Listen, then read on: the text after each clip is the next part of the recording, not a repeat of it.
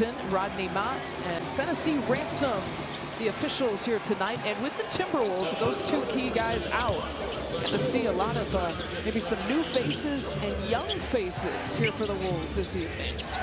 Naz Reid, normally a candidate for Sixth Man of the Year, he gets the start here for the Wolves, and he picks up the assist as Randall picks up the three-pointer. And that makes them a completely different team when you now have Naz Reid playing the 5, another guy that can initiate offense, score on all 3 levels. So it's going to be a little bit different look from Milwaukee on the defensive side. Rudy Gobert had picked up that flagrant foul and a league suspension. And 1-game suspension with 5 flagrant fouls that he's committed here this year. Randall will just take one dribble pull up. He misses that time from the other side. I would like to see Milwaukee put a lot of emphasis on getting downhill exactly like KPJ just did right there. Without Gobert, there isn't that much rim protection. Naz Reid pulls. They're not shy shooting the 3. All 3 attempts right now, all 3 shot attempts from three-point territory. Bobby Portis swing through move, high off the glass.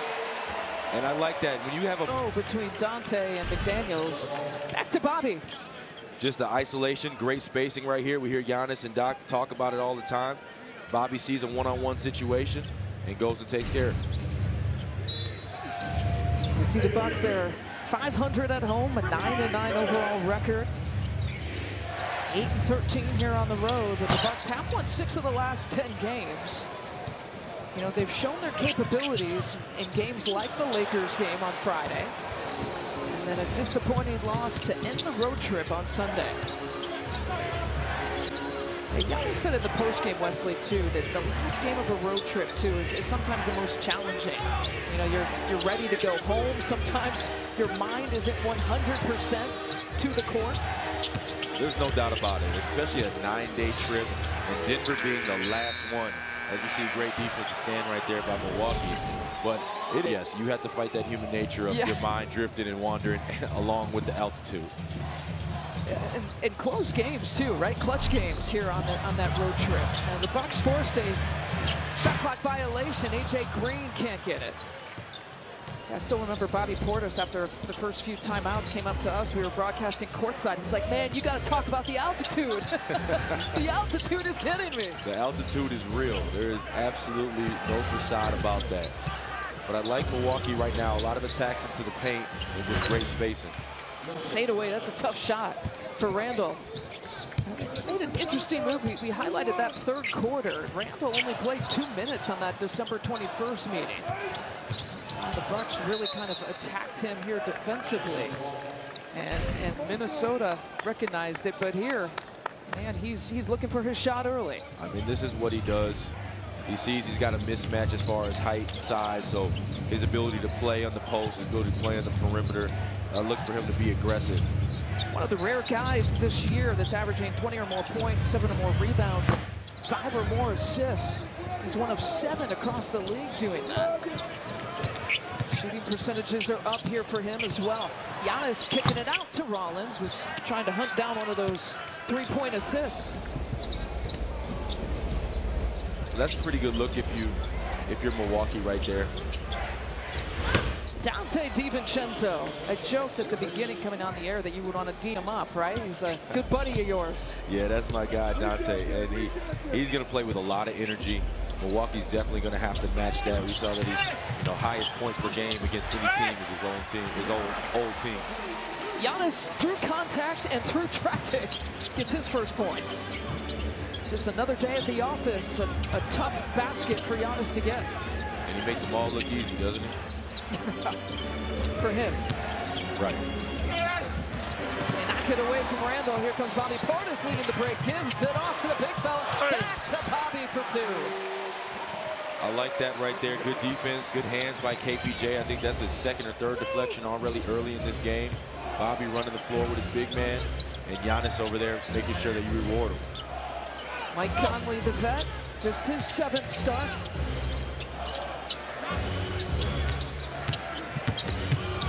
Oh, Naz Reid taking it hard to the rack.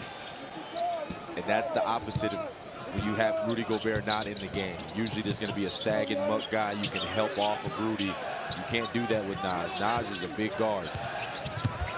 Kevin Porter Jr. was going for it. Misses the dunk attempt, and here's DiVincenzo, the lob play to McDaniels. Rivers calls the timeout to make some adjustments. They're off and running. We don't seem that we can do it. We do it at times, and at times we don't do it. It was one of 11 losses this season when the Milwaukee Bucks led in the second half, ended up losing the game. Bobby Portis called holding on to the leads kind of the Achilles heel right now for this group. He said little battles throughout the game. Maybe it's rebounds early, 50-50 balls. It's the totality of the game as teams try to get the extra possessions early. You have to win the small wars, Lisa and Wesley, in order to win the big battle at the end. Yeah, so many clutch games here for the Bucks. I mean, it has been hard to put teams away. And Randall just coming out of that timeout knocks down yet another three. He's got a couple of them for 8 points here tonight.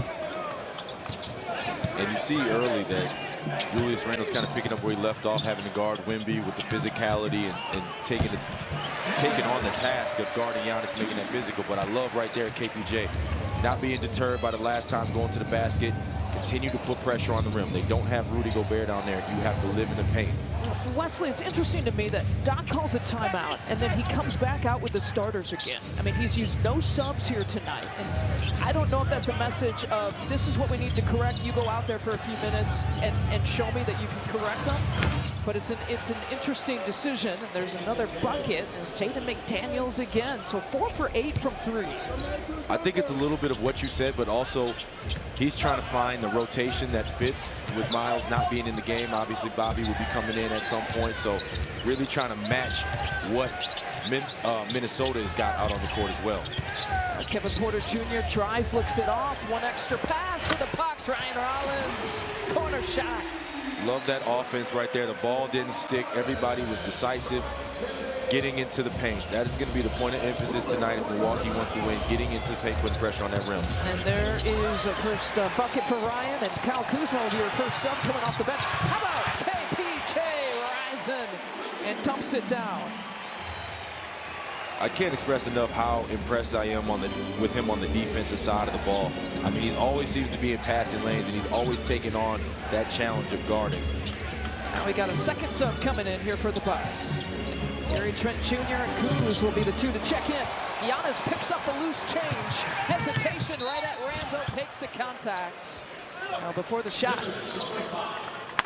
But a good doubles. Look at that, second in the NBA that we've highlighted. 12th 30-point double-double on Sunday. No, we're not checked out yet, but we got to come on, and Milwaukee has responded. A 7-0 Bucks run. Yeah, they certainly have responded since that timeout. They cut the lead here to 3.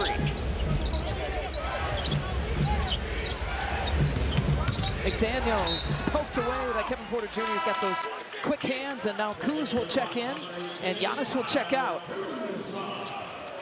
Using that dribble when the ball leaves his hands. That's really an art and a skill. Johan Beranger, he's a rookie, number 19. He just checked in for the Timberwolves. His first game, he's going to get rotational minutes here tonight. There's a runner for Naz Reid.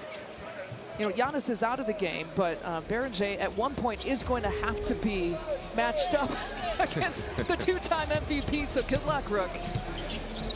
But you see that Coach Finch got him in the game when Giannis wasn't in the game.